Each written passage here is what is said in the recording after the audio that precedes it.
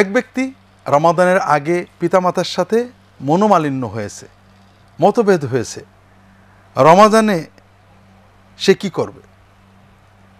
এক্ষেত্রে আমাদের বুঝতে হবে পিতামাতার সাথে মতভেদ হওয়াটা আমাদের তেমন সুযোগ আল্লাহ রাখেননি। আল্লাহ তাআলা কোরআন কারীমে পিতামাতার বিষয়ে অনেক নির্দেশনা দিয়েছেন। সূরা লোকমান আলাইহিস সালাম তিনি তার সন্তানকে যে নসিহত করেছেন, এর ভিতরে আল্লাহ তাআলা এর সাথে একটা নির্দেশ সংযোজন করেছেন, ওয়াসাইনাল ইনসানা বিওয়ালিদাইহি, আমি নির্দেশ দিয়েছি মানুষকে তার পিতামাতা সম্পর্কে। এরপরে আল্লাহ তাআলা পিতামাতার দায়িত্ব এবং কর্তব্য বলতে যেয়ে বলছেন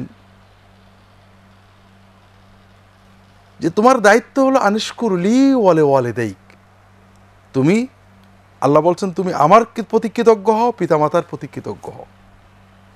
এই কৃতজ্ঞতার অন্য বাক্য আল্লাহ কোরআনকে বিভিন্ন জায়গায় ব্যবহার করেছেন, অবিল ওয়ালিদাইনি ইহসানা, আমি নির্দেশ দিয়েছি মানুষকে পিতামাতার সাথে সর্বোত্তম আচরণ করতে। কিন্তু সূরা লোকমানে একটা ভিন্ন বিষয়ে আল্লাহ উল্লেখ করেছেন।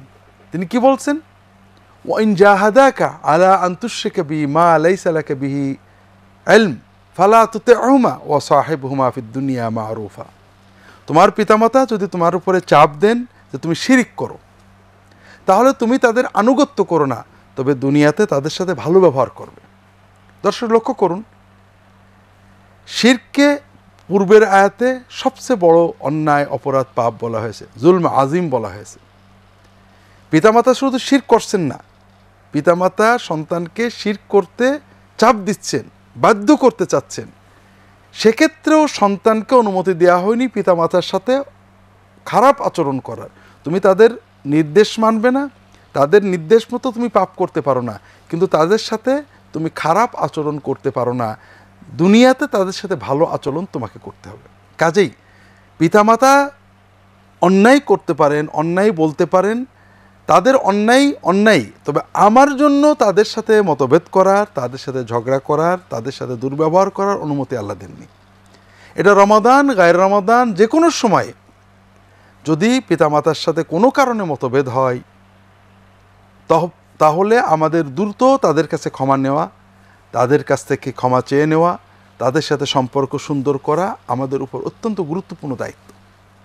তবে রমাদান এক্ষেত্রে আরও গুরুত্বপূর্ণ। আমরা একটা হাদিস অনেকেই জানি, রাসূলুল্লাহ সাল্লাল্লাহু আলাইহি ওয়াসাল্লাম একদিন মিম্বারে উঠে প্রথম ধাপে বললেন আমিন, দ্বিতীয় ধাপে উঠে আবারও বললেন আমিন, তৃতীয় ধাপে উঠে আবারও বললেন আমিন। পরে সাহাবাগণ প্রশ্ন করলে বললেন, জিবরিল আলাইহিস সালাম এসে 3টে দোয়া করেন, আমি এই 3টে দোয়ার সাথে আমিন বলি। জিবরিল আলাইহিস সালাম কি বলেন? বাউদা আওয়াইলুন লিমান আদরাকা আবাওয়াইহি ফালাম ইউদখিলাহুল জান্নাহ, ওই ব্যক্তি হতভাগা, ধ্বংস হয়ে গেল যে পিতামাতা অথবা তাদের একজনকে পেল বৃদ্ধ অবস্থায়, কিন্তু তাকে পিতামাতার খেদমতের মাধ্যমে জান্নাত সে অর্জন করতে পারল না। এরপরে জিবরিল আলাইহিস সালাম বললেন ওয়াইলুল লিমান আদরাকা রমাদান, যে ব্যক্তি রমাদান মাস পেল কিন্তু রমজানের ইবাদতের মাধ্যমে ফালাম ইউগফারলাহ, রমজানের ইবাদতের মাধ্যমে সে আল্লাহর কাছে ক্ষমা নিতে পারল না, সেও হতভাগা, দুর্ভাগা, ধ্বংস হয়ে গেল। জিবরিল আলাইহিস সালাম আরও বলেন ওয়াইলুন বাউদা লিমান যুকিরতা ইনদাহু ফালাম ইউসাল্লি আলাইক, যার কাছে আপনার নাম নেওয়া হলো কিন্তু সে আপনার উপর সালাত পাঠ করলো না, সেও হতভাগা, বঞ্চিত। রমাদানের সাথে পিতামাতার কথা উল্লেখ করেছেন রাসূলুল্লাহ সাল্লাল্লাহু আলাইহি ওয়াসাল্লাম এই হাদিসে। কাজেই পিতামাতা আমাদের জান্নাতের পথ, রমাদান আমাদের জান্নাতের পথ। এই রমাদান মাসের জন্য পিতামাতার খেদমতের মাধ্যমে আমরা সর্বোচ্চ জান্নাতের ব্যবস্থা করতে পারি, এ বিষয়ে আমাদের সচেষ্টতার দরকার। আমাদের চেষ্টা করতে হবে পিতামাতার সাথে সুসম্পর্ক বজায় রাখা। বিশেষ করে পিতামাতা যখন বয়স বাড়তে থাকে তখন তাদের প্রতি দায়িত্ব আমাদের বেশি হয়ে যায়। আর স্বভাবতই মানবীয় প্রকৃতিতে আমরা অনেক সময় তাদের সাথে খারাপ ব্যবহার করে ফেলি। দ্রুত তাদের থেকে ক্ষমা নেওয়া, তাদের সাথে সম্পর্ক উন্নয়ন করা, তাদেরকে আনন্দ দেওয়ার চেষ্টা করা আমাদের দায়িত্ব। এটা ইবাদত, অন্যান্য ইবাদতের মতোই।